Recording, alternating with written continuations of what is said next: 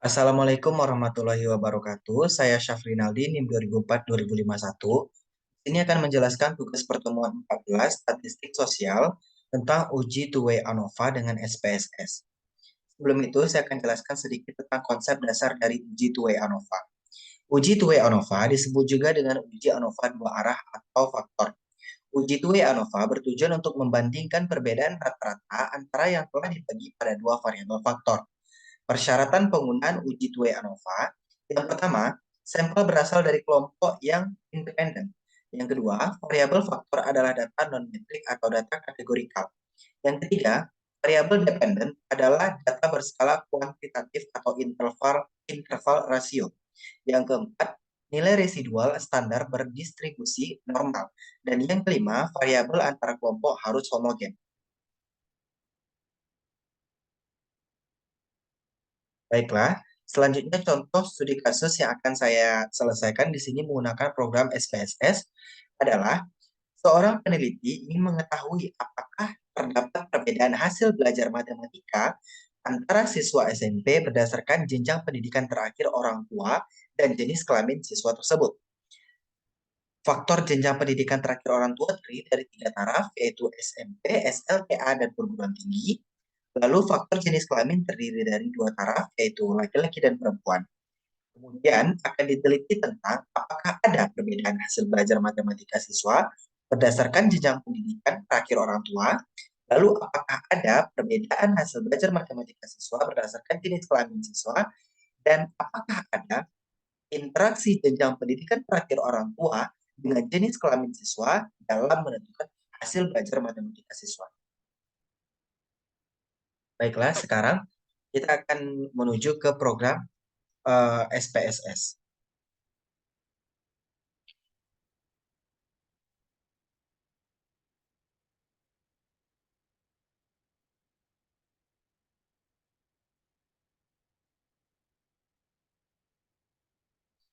Saya sudah terlebih dahulu tadi meletakkan data yang kita butuhkan di sini untuk menghemat penggunaan waktu. Selanjutnya kita ke variable view. Pada bagian name, kita bikin hasil. Pada bagian label, dituliskan hasil belajar matematika. Pada bagian name yang kedua, tuliskan pendidikan. Pada bagian label, dituliskan jenjang pendidikan terakhir orang tua. Pendidikan terakhir, oh, terakhir orang tua, salah, orang tua,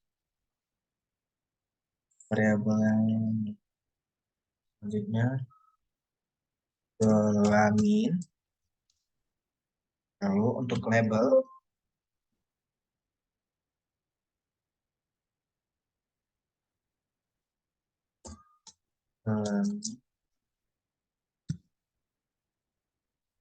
di label kita bikin jenis kelamin. Selesai. Untuk di bagian value, klik bagian sini. Yang kedua, klik ini. Untuk kotak dialog, untuk values yang pertama, satu, untuk labelnya dibikin. Di sini dibuat SMP. Lalu selanjutnya, yang kedua,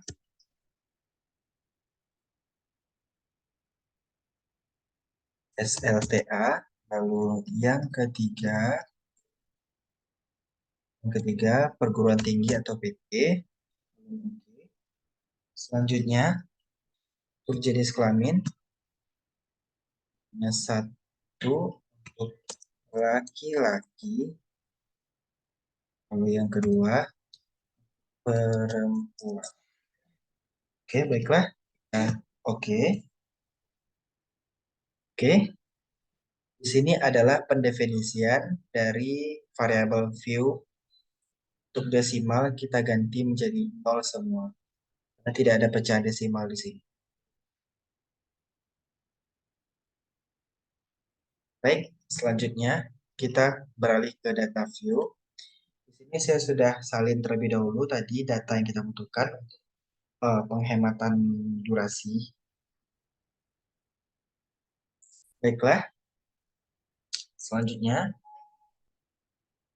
kita akan ke analyze. Di analyze, kita lanjut ke general linear model, klik univariate.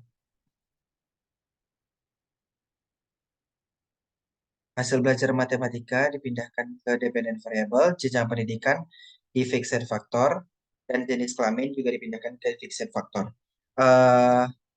Ini variabel yang sudah berada di sini tadi sebelumnya berada di sini. Karena tadi saya sudah mencoba terlebih dahulu, jadi sekarang posisinya sudah berada di dependent variable dan fixed factor. Ini karena tadi saya sudah coba terlebih dahulu memindahkan ke sini. Sebelumnya, variabel ini berada di bagian sini. Setelah itu, pilih save.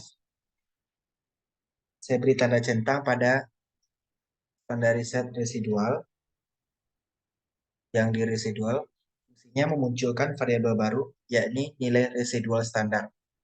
Selanjutnya, continue. Lalu klik output yang keluar di SPSS ini diabaikan terlebih dahulu, fokus kepada variabel baru, yaitu variabel standarisasi residual.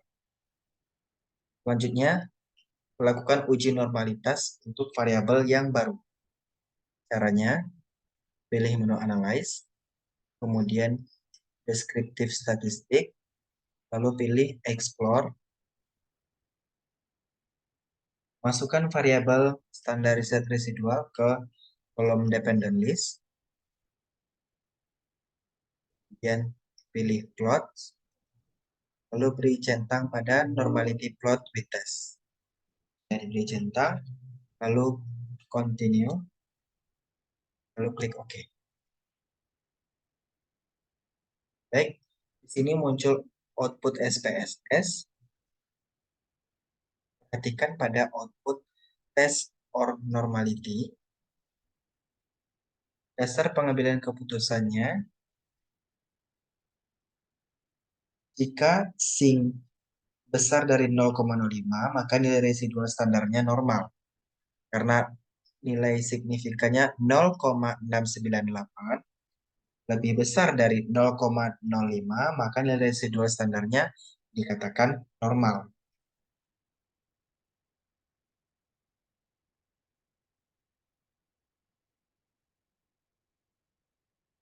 Selanjutnya kita kembali lagi ke data view. Setelah itu,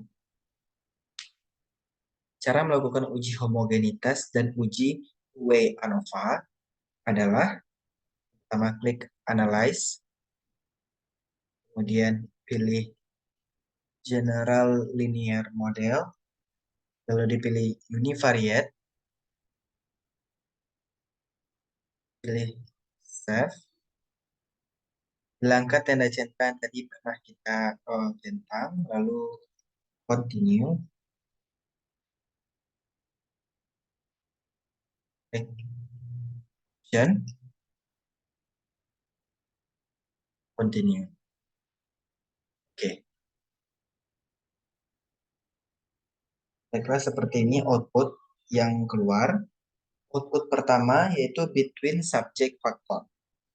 Kesimpulannya di sini, dalam output ini tanpa untuk variabel jenjang pendidikan terakhir orang tua, terdapat 3 level kategori, yaitu SMP, SLTA, dan perguruan tinggi. Sedangkan variabel jenis kelamin terdapat 2 level kategori, yaitu laki-laki dan perempuan. Untuk output yang kedua, deskriptif statistik.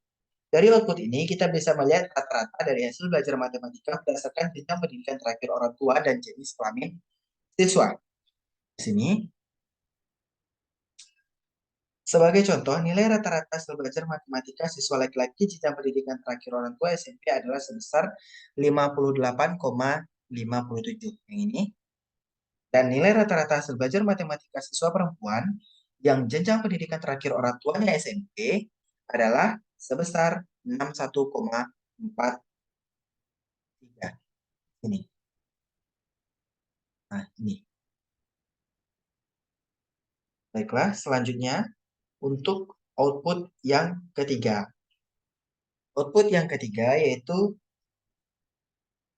sebentar, output yang ketiga.